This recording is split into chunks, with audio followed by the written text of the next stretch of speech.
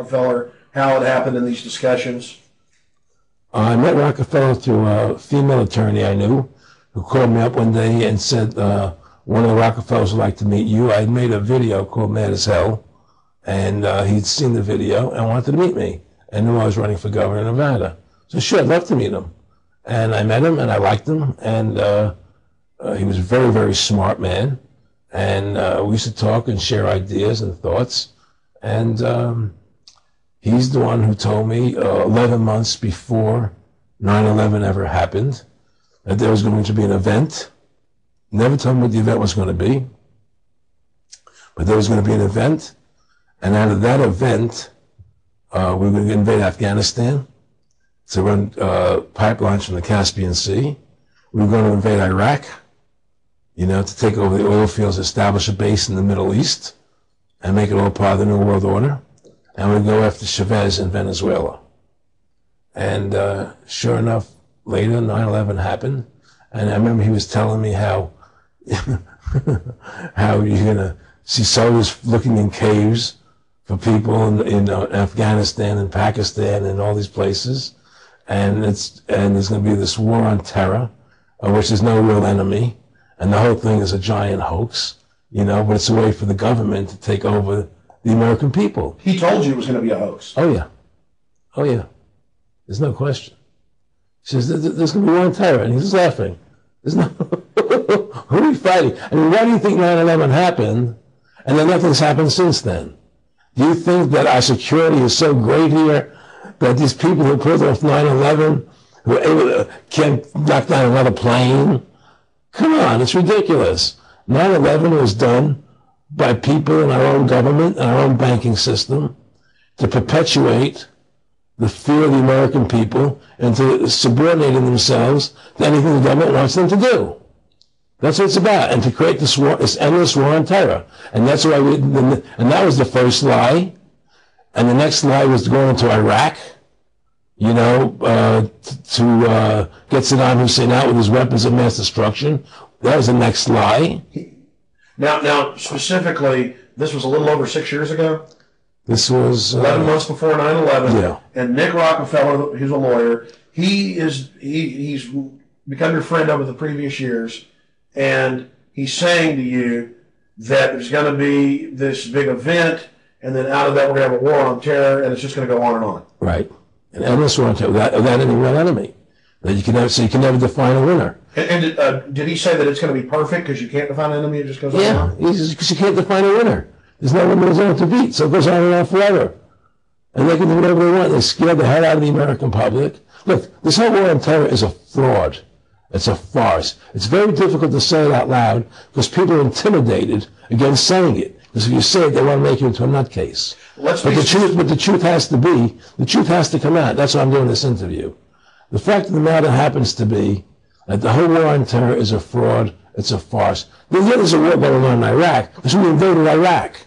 And people over there fighting, But the war on terror, that's a joke, And until we discover what really happened on 9/11 and who was responsible for 9/11, because that's where the war on terror emanates from. That's where it comes from. It was 9/11 that allowed this war on terror to begin. And until we get to the bottom root of 9/11, the truth of 9/11, we'll never know about the war on terror. Aaron, you said that he was, and I think it's important, and I know this about the Rockefellers from Dr. Dennis Cuddy and many others who literally, you'll be 20 years old in a lunch line at college, and there's David Rockefeller. And they're experts at recruiting and getting what they call players, and that clearly he was, I want to make it specific and just get you to reiterate what you said last night about you got 30% of the vote, you were having an effect, you made mad as hell, they knew that you'd started the Constitution Party, They knew that you were somebody who was taking action and getting things done, you'd already made some big films, had a lot of other successes, right. So they were trying to recruit you, and didn't it come down to the point of, hey, we are here to recruit you, and don't worry, your chip's going to say, don't mess with us, this guy's don't touch. Yeah, yes, that did happen. Now, I was definitely being recruited, but it's more subtle than that. Well, in your words, just go through the process, and then what he said. Well, what it is remember, we were friends, and we used to go to my house a lot. We'd have dinner, we'd talk, And he'd tell me about business investments, how you get involved in, or they would help me with this business investment or that business investment.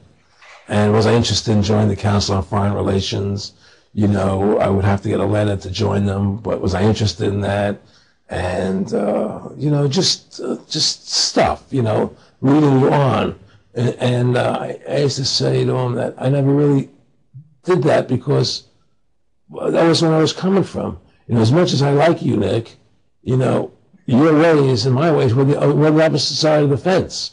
I don't believe in enslaving people, and he would come back with, "Oh, I do." Or, well, it'd be more like, it's better for them. It's more like, how do I put it? It was like, what do you care about them? What do you care about those people? What difference does it make to you? Take care of your own life. Do the best you can for you and your family. What do the rest of the people mean to you? They don't mean anything to you. They're just serfs. They're just people. It was just a lack of caring, and that's just not who I was. It was just sort of like cold, it was just like cold, and I used to say to him, what's the point of all this? You have all the money in the world you need. You have all the power you need. What's the point? What's the end goal? And he said the end goal is to get everybody chipped, to control the whole society, to have the bankers, the elite people, the bankers and some governor controlling the world. And I said, all the people in the Council on Foreign Relations believe this way you do? He said, no. Most of them believe they're doing the right thing. A lot of them believe it's better off being socialistic. We have to convince people that socialism is really capitalism. Because America's becoming a socialist country. It's a communist country today. Well, one of the things they told me was that he was at the house one night, and he would talk, and he started laughing. He said, "Aaron, what do you think women's liberation was about?" And I said, I had pretty conventional thinking about it at that point. I said, I think it's about women having the right to work, getting equal pay with men, just like they won the right to vote, And he started to laugh. He said, "You're an idiot." And I said, "Why am I an idiot?" He said, let me tell you what that was about. We, the Rockefellers, funded that. We funded women's lib, And we're the ones who got all of the newspapers and television, the Rockefeller Foundation. He says, and you want to know why? He said, there were two primary reasons. And one reason was we couldn't tax half the population before women's lib. And the second reason was, now we get the kids in school at an early age. We can indoctrinate the kids how to think. Because it breaks up the family. The kids start looking at the state as the family, as the school, as the officials, as their family, not as the parents teaching them. And so those are the two primary reasons for women's lib, which I thought up to that point was a noble thing. When I saw their intentions behind it, where they were coming from when they created it, the thought of it, I saw the evil behind what I thought was a noble venture. Aaron, did you know that Gloria Steinem, in one of her own books, now admits the CIA funded Miss Magazine? No, I had no idea about that. No, I never heard that.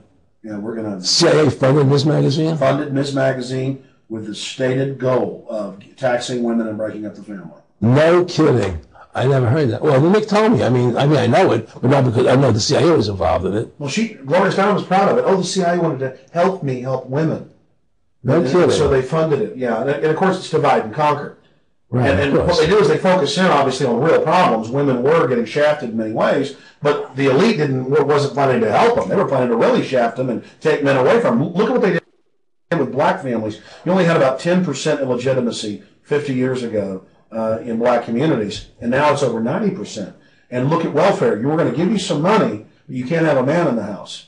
Right. And so that was further to degrade the family, totally destroyed, and now illegitimacy is over 50% in the general population. Right. Well, my friendship with Nick Rockefeller was one where we expressed ideas to each other and thoughts and philosophies, and he wanted me to become part of what they were doing, and for me to become a member of the CFR, and offered various business opportunities for me to get involved in, and for me to not take up the fight or the battle that I've been taking up in the past. to drop that idea, because what was the point of my fighting for the people? I was a guy who was very